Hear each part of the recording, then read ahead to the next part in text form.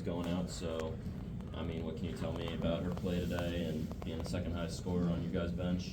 Well, I just think it was nice to see her have that performance. We saw a little bit more of that at times last year, at different times this year, but it's been a little bit more inconsistent due to defenses, due to, just been the way I think sometimes the game's called.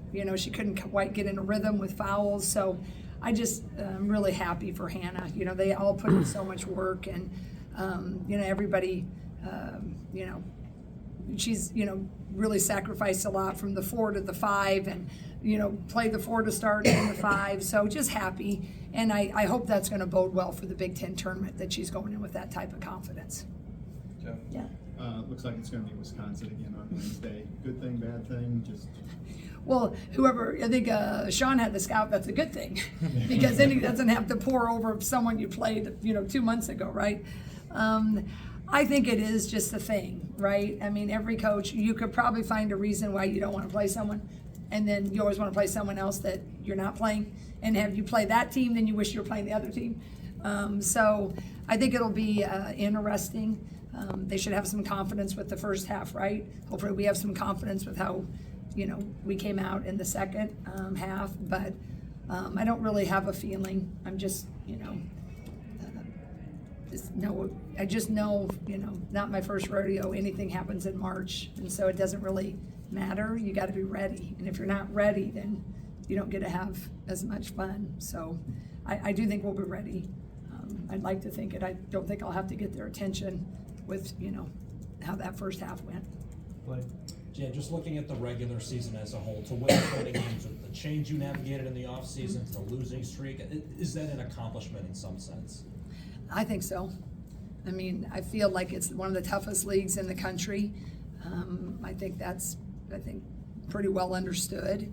I'm proud of that. I'm grateful for it. I think all of us would have taken that bet in May.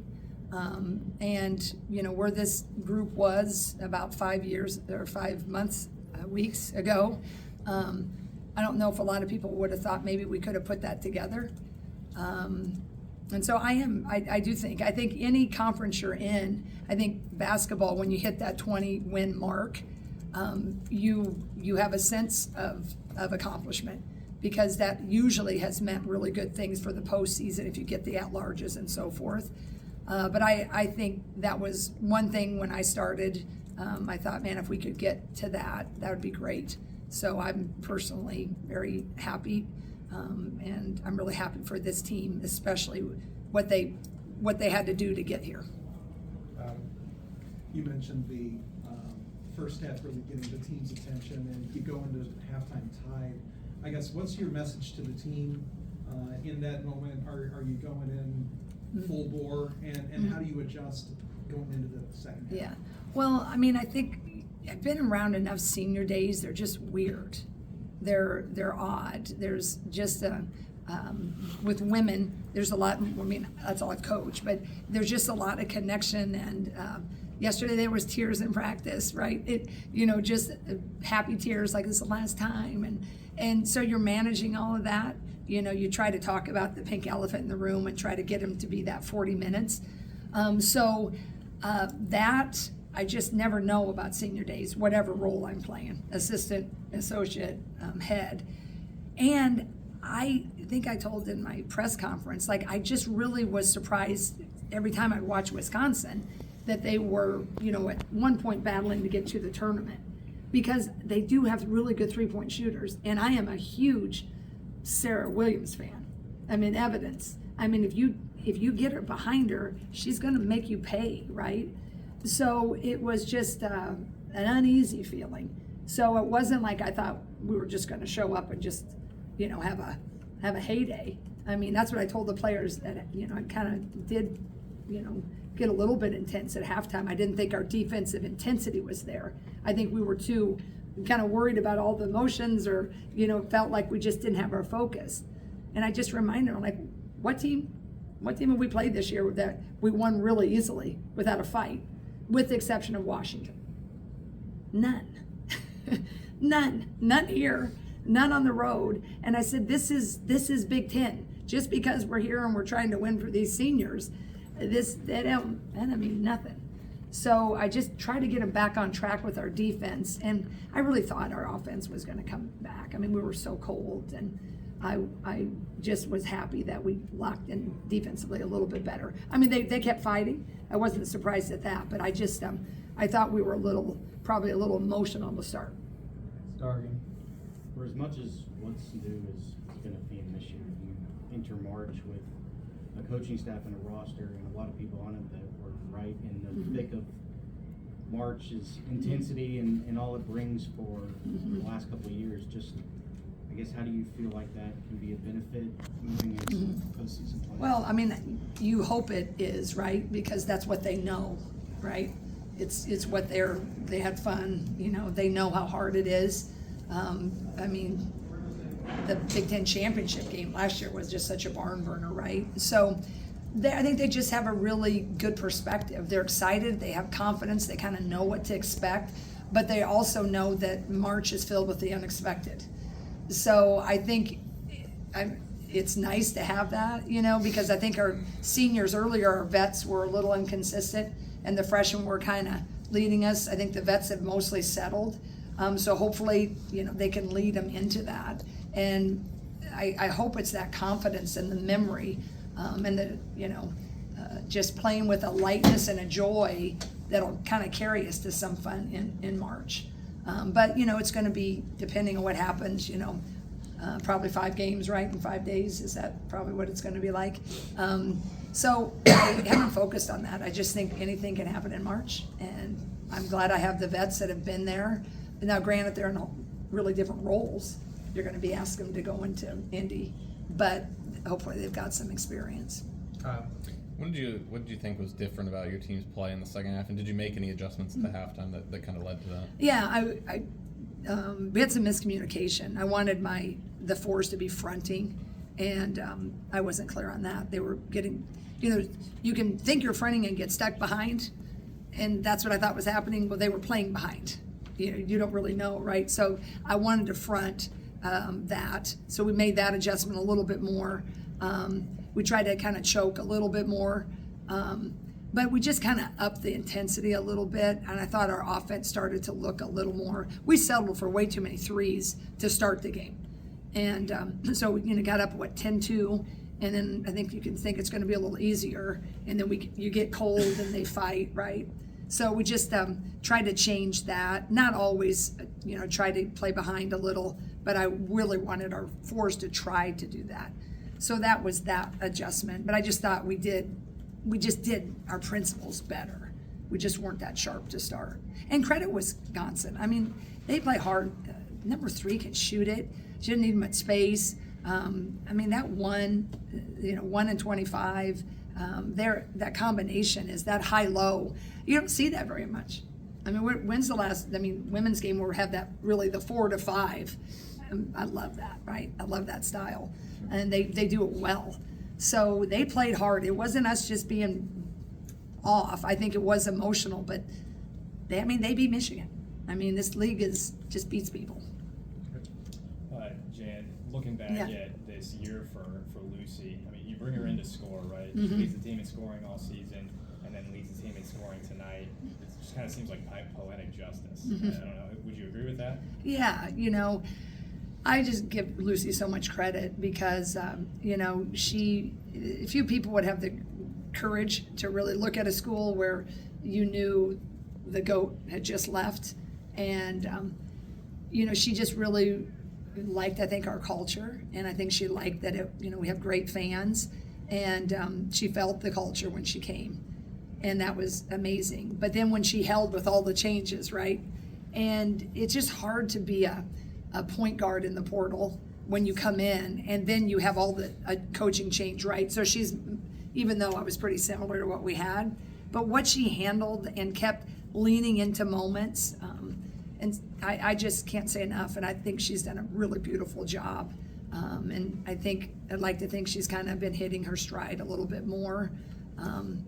And that's what we're going to need. We're going to need her and Hannah and Sid. Those big 3 need to be pretty consistent in March to see how far we can go in Indy or see how far we can go. You know, it's always about matchups. Everybody puts a big deal about seeds, but you got to get the right matchup for your team. And if we get the right matchup in March, and then we can have those guys be consistent, I think they got a good shot to have some fun. John. You guys are going into the Big Ten tournament with an 11 by your name, which is kind of strange because a lot of people would probably argue you're playing top 3 or 4 in the Big Ten. So, do you have the type of team that can maybe use that as a chip on its shoulder? Yeah, I do. It's interesting. This team is, they're not like exactly the chippy type of team, but they're certainly not wondering team. They're not like a meek team and like wondering. They kind of just take it as it comes. And I don't know how to explain it. Like, and I think that's evidenced by like this whole year. I mean, they've been there. You know, the only time we lost by double digits was against Tennessee. And I'm trying to think of all my career, how many times that's probably happened. And believe me, I lost enough sleep about the times we didn't get across the finish line. But they just have a stick-to-itiveness. And I don't think they're caught up with like, no, we're in 11. Or like, we're in 11. They're just, we're in 11. It is what we are. And I think that's a good way to approach it, because we coulda, woulda, shoulda, and maybe we would have been a 9 or higher, or we could have been a lot higher. But if you live back there, it's kind of, I think, I've been thinking about this a lot. Like, I went home, my son asked me 2 or 3 wins ago, he's like, I mean, just think, I mean, you ever think if we woulda, I said, no, because we're here now. And when we started this thing, I kept telling the players, and I think I told you guys, I didn't want rear view mirrors. You just got to keep looking forward. And I think here's where we are. Because you can look at, the path would have been a little better. Could have been a 9 if we could have got that one. But that is such wasted energy. So I'm just really thrilled that we grew, and we had a lot of those adverse moments, but growing is usually painful. But if you use it right, the beautiful part can come, and this is, I think, a really beautiful part. They got to 20, and then if we're just 11, and we just go attack it, I think it'll be okay. When Lisa retired and you took over, and you had to make that phone call to Lucy and her parents, you know, as one of the top transfers in the country, and she stuck with you. What does that say about her confidence in you and the program? Yeah, I was just really thankful. I mean, I just think that, probably my years of service as an associate head coach, right? Like, I've been there about as close as you could be. But I make a lot of those calls to the recruits, right? They're kind of the first line. I think it took, Sid and Hannah and all the rest of them. When she saw that they're good, I'm good, right? I think collectively, I just had some really good breaks early. But I just feel like there's a lot of times, in this business, it's a lot about connectivity. And a lot of times you want it to be the top ranked recruits that you all read about, and they visit and we're go watch. But it's the connectivity, I think, of authenticity and what you both want out of the deal. And with Lucy and myself and Lisa, Frank, all of us, is like we were in for this challenge together, and we knew what that was going to feel like. And I think that I'd had enough conversations in that speed dating that happens in the portal that she felt comfortable. And I think I'm really grateful for that, because I think no matter what happens in March, I think she's going to leave here thinking basketball is still fun, and it was really fun here. And I don't think that I could be any more grateful that that's how she'll feel. Last one, Scott. Really, excuse me, I'm really interested in the chemistry of your team. You won 8 out of the last 10, but kind of even at that point you saw, you had a talented group of freshmen who probably weren't playing as much as you want. You had a talented group of role players who were still trying to figure out how to take that step forward, and then you had a talented player in Lucy Olson that's trying to figure out how she leads. Right. How did they gel? How do they become? How do they gain good chemistry both on the floor and off it? Yeah. When it could fracture at any moment, and then you're really struggling. Right. Yeah. I think in our offense, and I've talked about this in earlier press conferences, our offense is kind of like a fine wine in and of itself. It's just like the aging process, it just takes time to get the reads down sometimes. And that's why when you have a group that could stick together in the past, the Kate Martin era, Caitlin, is like they had now played that 4 years, and then they kind of knew exactly what to look for when. And then you had one of the highest IQs to ever play it in Caitlin, right? So this particular group it took a little time, and we're still not where I'd really love to be, because it can be a little tough sledding, and I think that'll be the thing moving forward. We're just sometimes inconsistent offensively.